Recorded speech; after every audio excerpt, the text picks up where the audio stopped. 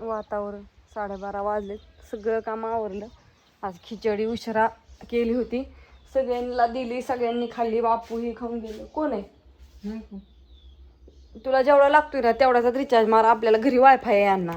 1.5 GB डाटाचा आणि कॉलचा मारतो. त्याला खिचडी परतलेली आता एकदा परतली झाली मस्तपैकी. आणि बापूंच्या आत्यांचं मुलगा इथं जवळच आहे राहिला झगड्याच्या मायात. त्यांच्यात आहे ड्रॅगन फ्रूट्स.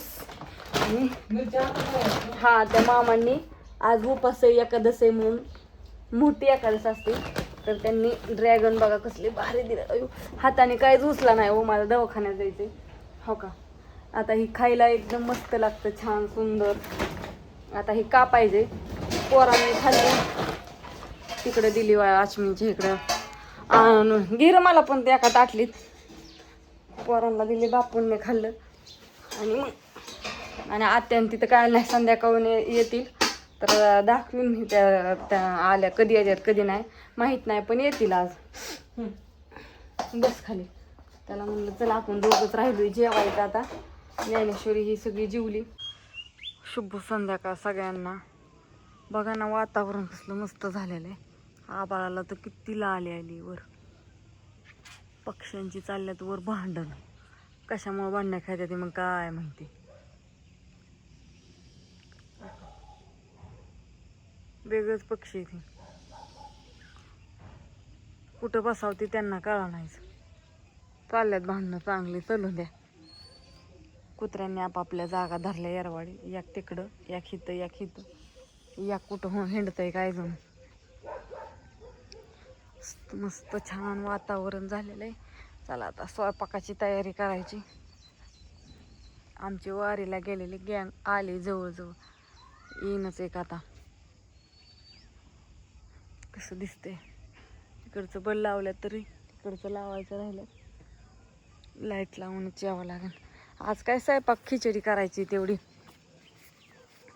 सकाळी पण खिचडीच केलेली ना, आत्ता पण भिजायला घातली, पण आता लगेच नाही करायची. अजून कुत्र्यांना 2 भाकरी करायला लागते ना. कुत्र्यांचं भाकरी केल्यानंतर मग धार काढायची, मग खिचडी पाडत जायची. तर काढून ठेवते सगळं. गाईला उसाच्या कांड्या ठेवल्यात त्याच्यामुळे तिचा आराम आहे. ती खाती कांड्या आता, नाही तर लगेच वरडायला चालू करते. आबाळ चालू पाहिजे बरं.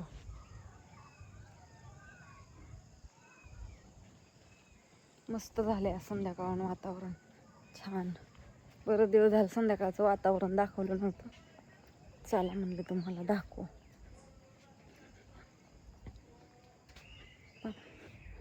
मिरच्या नीट करायच्या, बटाट चिरायचं, शेंगदाणे भाजायचे, चहा करायचा आहे मस्तपैकी. आता एकदा चहा नाही केलेला अजून, येतात म्हणून म्हणलं आल्यावरती चहा करावा. बटाटे चिरायचे ठेवले होते.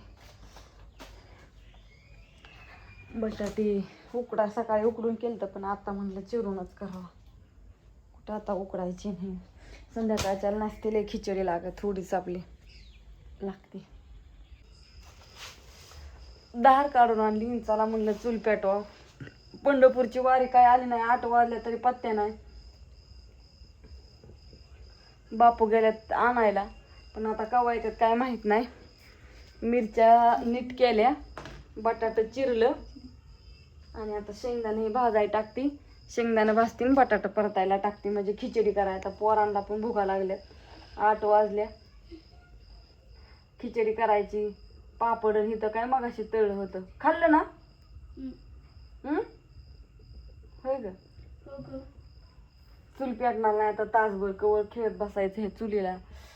प्लॅस्टिकची कागद तर कुठं सुद्धा घावाना. चूल पिटवून आतली बाहेरची पान तापायची वाली शितली वाली सगळी कागद गोळा करून आणायची, चूल पेटवायची. त्याच्यामुळे आमच्या इथं कॅरी बॅगच राहत नाही, कसली कशाचीच राहत नाही.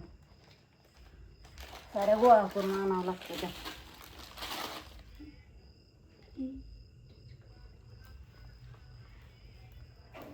मग अशी तरी दवाखान्यातनं जाऊन आली, तवा वाईच हात उचलायला लागलाय. मनगाठी वाईच वळायला लागलं.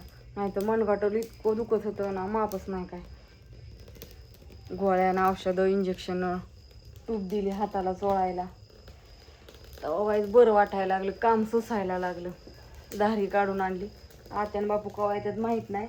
आता हा व्हिडिओ एवढा छोटासा टाकणार आहे कारण का व्हिडिओ पण जात नाही, वायफायला रेंज कमी आभाळ असल्यामुळं लवकर येत नाही. आता कवा येतोय माहीत नाही. पण बाय सगळ्यांना गुड नाईट, शुभरात्री आणि सगळ्यांना आषाढी एकादशीच्या खूप खूप साऱ्या शुभेच्छा. आज काल पंढरपूरमध्ये एवढी गर्दी की काल माणसं काय घरी जातात, काय आज येतात, काय उद्या बारस सोडून येतात.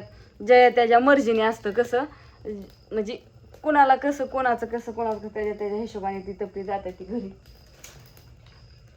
आमच्या दरवर्षी ती ह्याच्या दिवशीच येतात, एकादशी दिवशी. म्हणजे एकादशी दिवशी, कधी बारशी दिवशी, काही जसं असेल तसं. असून द्या. बाय सगळ्यांना, गुड नाईट.